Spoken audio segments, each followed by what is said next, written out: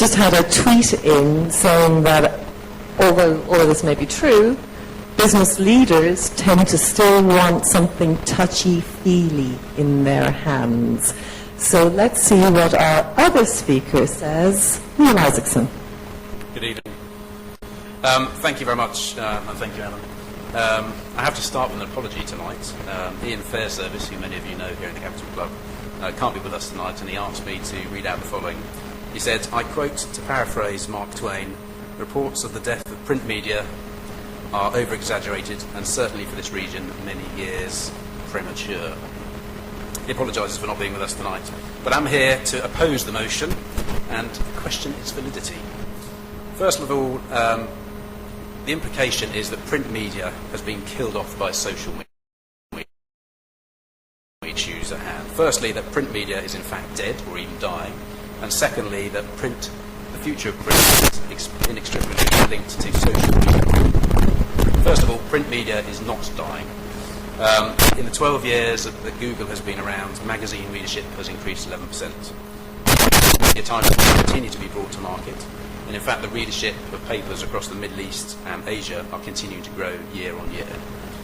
We know that print media remains an affordable way for a lot of people out there who don't have access to the internet through phones, through PCs or tablet devices to get their hands on the news.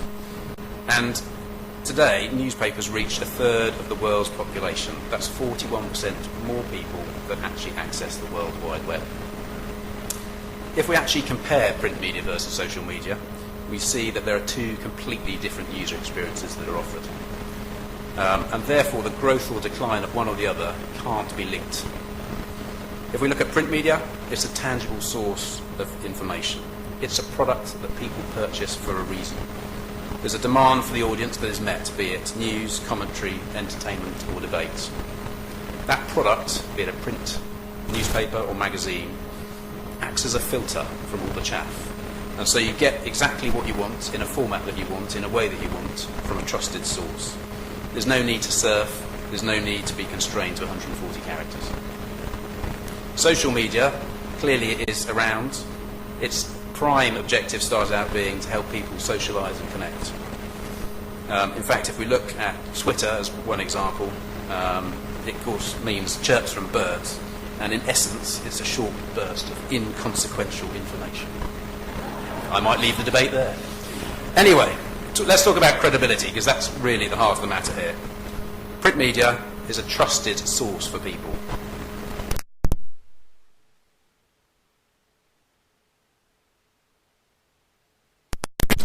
Is accurate, and if there are issues, and sometimes there are, there's clear accountability and responsibility to sort it out.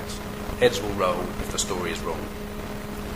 When we look at social media and we talk about accuracy and truthfulness, where do we start?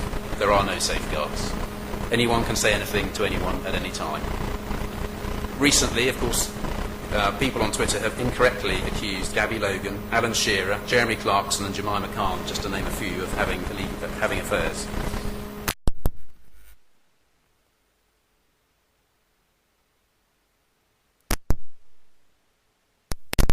There's no one stopping it, there are no tractions, and there's no accountability or responsibility. In effect, Twitter is an online version of Chinese whispers, but with far more wide-ranging and dangerous implications. The writer of The IT Crowd, a UK-based comedy series, tested it out recently. He tweeted that in a search of Osama bin Laden's compound, tapes had been found of the show. The rumour started, and within 2 days, it was wide across the world. Harm in the other countries to be a lot less harmful.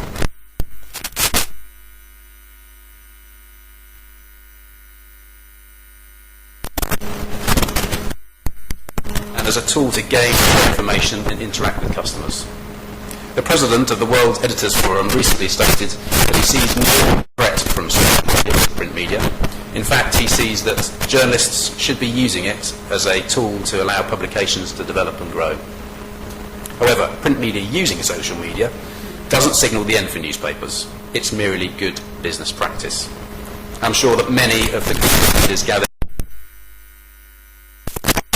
that their company would not advocate that their company stick to a rigid business model and not change with the advances of new technology. We need to look forwards, and as new technology comes forward, we need to embrace it. So why should publishing companies be any different? Successful print media companies are those that evolve and take into account the social, technological and cultural developments. They're the ones that will look at the old business model and realise that it needs to change.